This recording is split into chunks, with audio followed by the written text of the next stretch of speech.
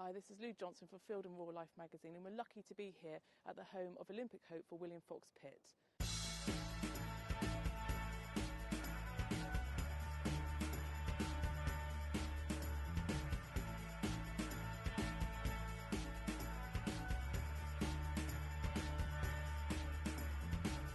William FOX-PITT rides in second chapter with Steve Levy, starting on score 40.3. William of course, 5 times winner here on his birthday 94 on Charter.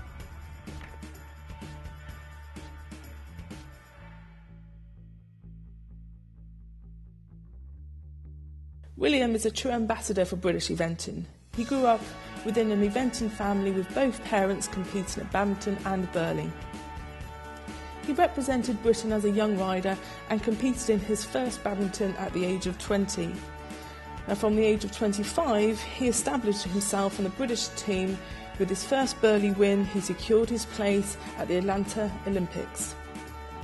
William continued to represent Britain for the next 15 years, achieving the world #1 event rider title in 2002, 2009 and 2010, currently remaining #2, closely battling it out with teammate Mary King.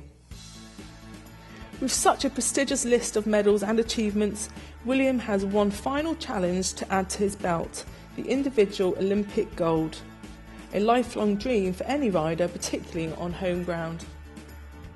Today we gain an insight into one of history's greatest event riders preparing for London Olympics.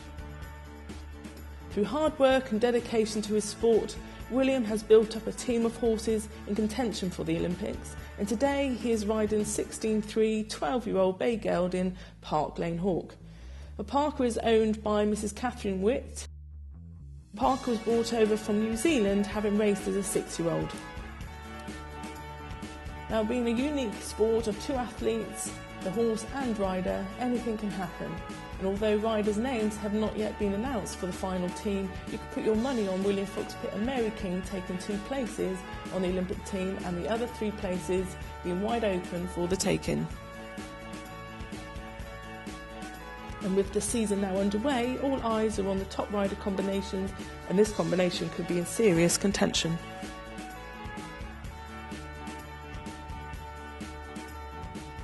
And this is where William will start working on a little bit of lateral stuff again, and just really getting the horse more connected, more uphill, with more engagement. And the more William asks of the horse, the more Parker will actually produce for him. And we're lucky enough to have Jackie Potts with us. Jackie, how are you? Oh, I'm very good, yes. Good to see you. And you? Thank you for having us here. So 2012 Olympic year. Big year, yes. I think all what it's sort of worked up to for the last couple of years. It's almost just as important to you though, isn't it? Yeah, I think so, because none of us are getting any younger. So Olympics are only, around once every 4 years. So you do hope that, you're going to have good luck there and that everything's going to work. So just here, Jackie, we've got Park Lane Hawk. Yeah. I mean, he's been up since before Christmas.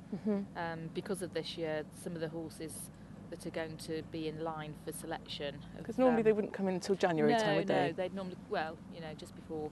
But they've been up and working because they're going to go and do some dressage and just get out and about a little more. That's the only thing with the top horses. They tend to go to less events in a funny way than the novices. So then they go to their big event and it's all very exciting and they're not as settled as you might hope they might be. So how many events would, let's say if Parker was going to be going to the Olympics, how many events would he be doing on the lead up to it? I mean, he'd probably, or any of them would probably be doing sort of 5, 6 William. Maybe, whereas you might have a novice doing 5 or 6 before his 3-day in the spring. So it's not as many. No. I mean, the plan may change this year because of the year that it is. Yeah. And it'll depend on how the horse goes and how many runs he needs to have as well. I mean, they may go somewhere and not run cross country and just go for dressage and show jumping. Just to sort of get the outing and just to get them out get them and settled about into and it. get them more settled. Because at the end of the day, they're not exempt of. No, they've got feelings and they feel the excitement, and often as they get more experience, they tend to feel it a little bit more because they know what's expected of them. Yeah. So they feel under pressure as well as everybody else. Exactly. Yep. So 20 years. Are we 20 years yet? Or Nearly, yes. We're 19 and going for the 20 for next year. So it's almost like a bit of a marriage, isn't it? Gosh, it is almost. I think it's been compared to that. I don't know what Alice would say about that. And how does that, what sort of role do you think you play in actually William's success? And how important are you to the team? Well, I mean, it's always a team effort. You know, you've always got your backup, and nobody can do anything without their backup, you know, me included as well. Yeah. But I think the longer you're with a rider, the more relaxed they feel, and, you know, hopefully they feel that you've covered all corners. Do you think it's like a trust thing that they need? I look on myself as a security blanket, really. And can you talk to us a little bit about how did the actual Olympic Games compare to They are completely different. Completely different. There's a lot of. There almost seems to be more rules and regulations with everything, to be honest. I think the whole accreditation issue makes it completely different anyway. Yeah. You know, you don't have the same people coming in the stables, you know, as you would at Badminton or Burghley, and there's the added pressure of it as well. You know, everybody's there to try and get a medal. It's not just, oh, I might win this time, or my horse isn't going very well. You know, everybody's got their best horse there, and it's a big competition. What do you think's been, what's been the crucial element to why it's worked and why William's been so successful? Gosh. And the team's been so successful? I think because everybody's striving for the same thing. We've all got a passion for it. You know, it's not a job, and I think if you come into it thinking it's a job, then it's the wrong thing for you. Yeah. And I think that's the thing. Everybody's got that passion and they want to get to that point. Yeah, and definitely 2012 is going to be the year that, hopefully, fingers crossed. Well, let's hope. We've just been lucky enough to see you working in Park Gane Hawk. You just tell us how that went for you. Yeah, I was very pleased with him. I think as early days at the moment, we're not necessarily concentrating on movements and detail, but just getting him to be nice and soft and through his body and working a little bit on his cadence. He's got quite a good step and quite a good bit of cadence, but sometimes he can get a little bit tight. And he got a bit tight with the cameras, but actually he really was. It's very good for him though, isn't it? It was great for him, because I mean the last time he saw cameras good preparation. early, and that was all very exciting. So well, Jackie's just explained a little bit to us earlier about he's come in work a bit earlier this year because of the major events that you've got happening in 2012. So obviously this is what you've done today.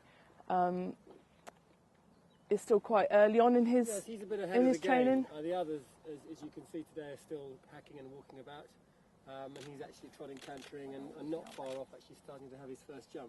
Okay. I want to get him off, do a few dressage competitions with him, some indoor jumping, because once the season starts, you know, we have no time to go out and do that. So by having him up and ready, January, February, we can get some more homework done. Just gives him that extra chance. He's feeling really good. Yeah, he looks really good actually. Good through his body. I mean, he's raced. He's had a reasonably hard life. From quite a young age. So, you know, we look after them a lot with physios and, you know, just plenty of care and attention. And, you know, I'd say he's feeling really good for this time of year and nice and soft. And the team are pleased so far. Fingers crossed. Yeah. Brilliant. Thank you very much. Okay.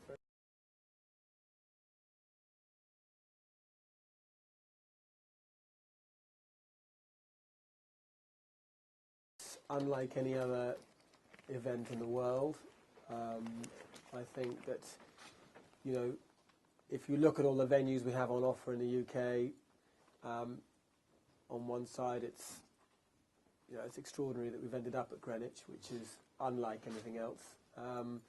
But I think it'll be a very exciting venue, have an incredible atmosphere, and we've just got to be prepared for the twists and the turns and to cope with the gradients.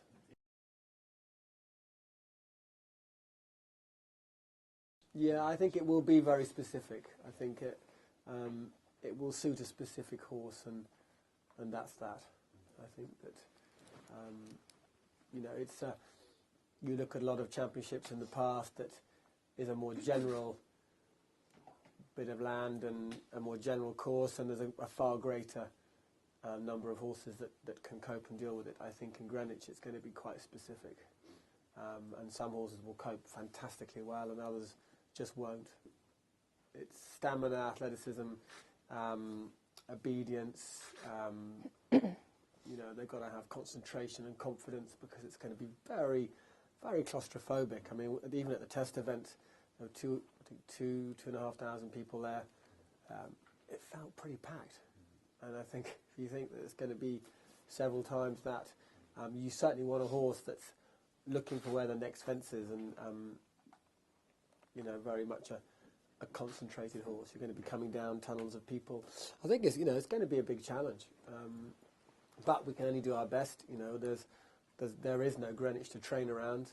I think that, you know, there'll be a couple of horses perhaps in Greenwich that ran at the test event, and that could well be an advantage. I actually decided last year not to run my potential horses there because we didn't know what we were going to get. So I thought, well, you know, it was one of those 50-50s, do you, don't you?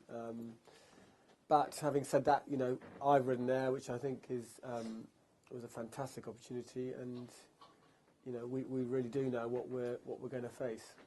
But it will be intense, I think.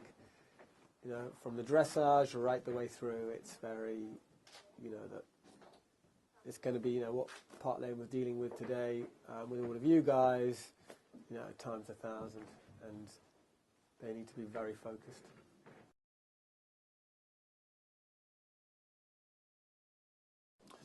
I think that they've all got their strengths and weaknesses.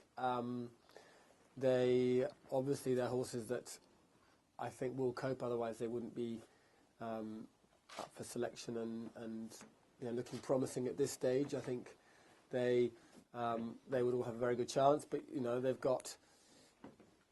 all got their little bits and bobs. You know, perhaps Lionheart needs to relax a little bit more for the dressage. He'll be fantastic cross country and jumping with that. Oslo is probably the best all-rounder. He's very unflappable. You know, he might think the hill's a bit steep. He's quite a laid-back, lazy horse, and he will prefer the going down bit than the up bit. And Park Lane Hawk will just have to turn at the bottom. So you know, they've all got bits and bobs, but they are good. They're very good horses mentally. They're very confident, and I think that will count for a lot. And Oslo and Lionheart I've had right from novices, and in the back of my mind, you know, I thought that London might be a little bit too soon. They're 10 this year, but actually the way they've gone, I think that they're more than ready. And Park Lane Hawk kind of appeared halfway through that period and has really stepped up to the mark. So to have those three, you know, it's particularly sad to have Cool Mountain off this year. You know, he's done incredibly well, and he was, in a way, he was my banker. I think that, you know, certainly that was the horse I thought I would be riding. So I am very lucky to have these other three that have really stepped up to the mark.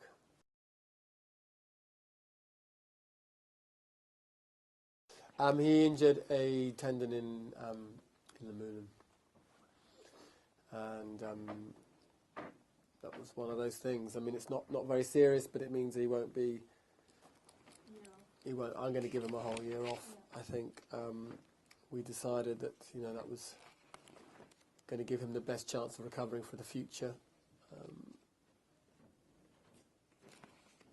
Well, you know, that's a decision we've made anyway now, and we're sticking with it. Sometimes you think, oh, we could just, because he will have had, by the time he comes back in 2013, he will have had 18 months off, but it's not really worth the risk.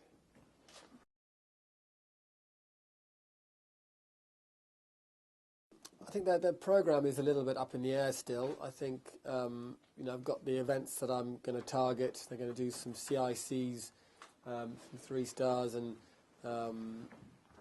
in the spring, but it's Burnham Market, Belton, there's Bramham, Tattersall's, there's that lot. And then the decision really I've got to make is whether I do any 3-day events with them. And I think that will be very dependent on how they're feeling, and actually the conditions. I think, you know, that if I took them to a 3-day event and the conditions weren't pretty much perfect, I wouldn't run them anyway. So we'll see how the events are looking. They'll all be entered for badminton, but I don't think that those 3 will run there. I will hopefully run Neuf de Coeur and Sea Cookie there. They would be my the next two after those three that you know, could end up being selected if they have very good springs and everything goes wrong with the other three. But I think, you know, it's so hard to, you know, there's a big decision to make about whether you bring a horse to the boil twice in 1 year when, you know, you're aiming for the Olympics. Do you really want to put all that work into him to get him 4-star fit to go to Badminton or Kentucky, to let him down to bring him back pretty quickly for London, because London's July. Often the championships are not until, you know, August, September, even October. So you've normally got a bit more time, and you know, when they get to London, they need to be absolutely fit as they can be and on top form. So if you had a little injury after Badminton or Kentucky and horse was in the box for a few weeks with a, you know, cut or an infection or something, and you missed all that work, you could be throwing away the Olympics. So it's a bit of a, yeah, I know. We're thinking about it.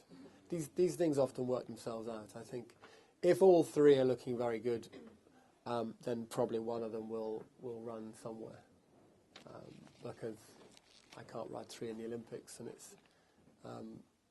it's all very, you know, it's very important. The horses are all owned by different owners. Everyone has different goals, and if the Olympics isn't a goal, then there's got to be another one. And I think that therefore the horses need to perform somewhere to,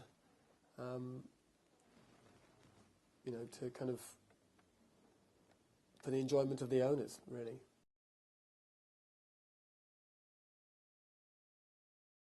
I think the selectors don't do that anymore. They used to give certain riders a bye and say we don't want you to go, but they now very much thrown that back in our court. You know, for riders and owners to decide what they want to do. They've expressed their interest in certain horses and riders in an order, so they've been very open. We all know exactly where we stand, but we all need to perform well. So if you want to go to Badminton or Kentucky because you feel that's the best preparation for your horse, we can do that. And they're saying that if you don't, and somebody goes particularly well, then that's your bad luck. So you've got to really have the confidence in your position to know that, you know, you can do exactly what you want. And I think that's the important thing. But they are saying that there's a certain number of us that do not have to go to Badminton, and they've made that quite clear. But I actually think some of the riders still are. I mean, in the last team meeting we had, they're all slightly cracking on. I'm not quite of that opinion at the moment. I'm going to see. You know, historically the horses have gone best at the Olympics haven't done a big spring 3-day. But that is, you know, maybe that's a generalisation. But you know, the two best horses in Athens, neither of them did Badminton. The best horses in, I think even the best horses in Hong Kong didn't do Badminton. So what did Tina do before Badminton in Hong Kong year? She did a lot the year before, and I think she then prepared him very quietly. So it's a, you know, what do you do? But I think we do, you know, the system now is very open, it's very transparent, we all know where we stand, and we're very much encouraged to do what we want. I'd like to think that the selectors would say, oh, don't do, you know, please don't do that, if that one of us was going to do something slightly crazy. But, you know, we're very lucky in this country. We've got a very strong squad, but we've actually this year not got a lot of strength in depth.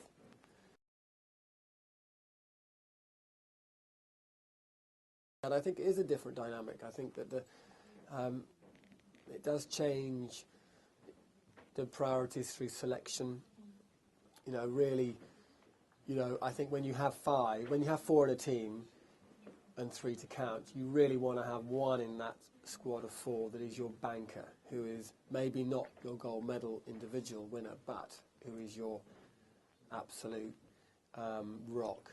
And I'm thinking when you get to a 5 and 3 to count, you get rid of that. And I think you go a little bit more for 5 horses that on their day could all win. Mm-hmm. I don't, you know, that would be, you know, and you might lose 1 or you might lose 2. You could still win a team gold medal with 3 horses going down well. So it is very interesting, and but personally, I would like to, be part of a team where we all will be going into the Olympics with a damn good chance, individually as well as team-wise, and then we might have a chance of beating the Germans.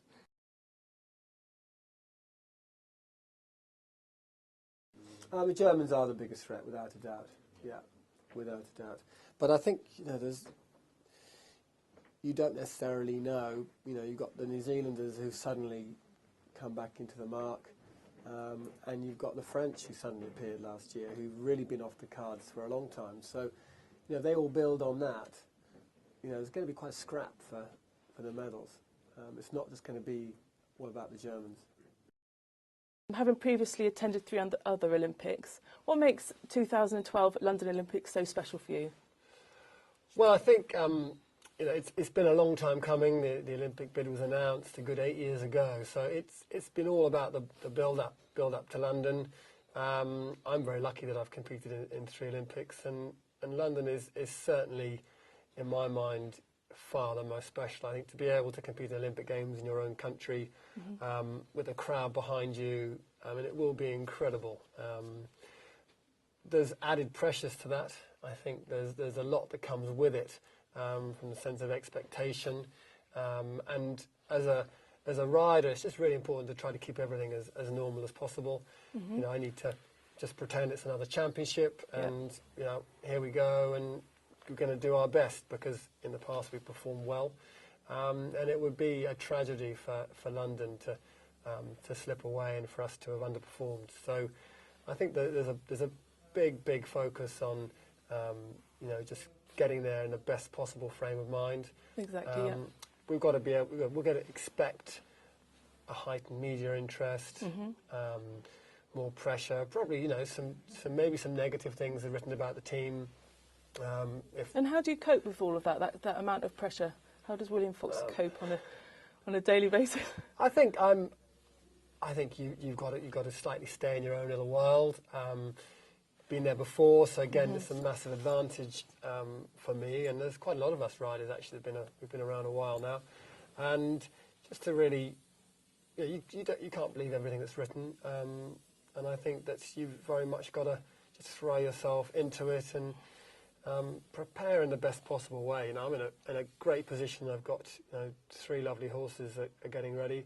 I'm just hoping that one of them, one of them's going to be good enough on the day to be selected and to go, and be fantastic to have a backup. And I think exactly. That's what I'm focusing on. I think when we get to London, it will be an experience of a lifetime, and we've got to go well, but we've got to enjoy it. And on a personal level, how important what would it mean to you to come away with that individual gold? Well, it's been something that I've thought about, and I've had a fantastic career, and I've won silver and bronze individual medals, and I've won silver and bronze team Olympic medals, but I've never won a gold medal, and the team's never won a gold medal in my time at Olympics. So to do well would just be the best, and we just want to really make sure that we go there and that we give it our best shot. And to do that in front of a home crowd, that's got to be an emotional time. And it would be amazing, but at the same time, there's no good thinking about that. William, thank you so much for talking to us. It's been great being here.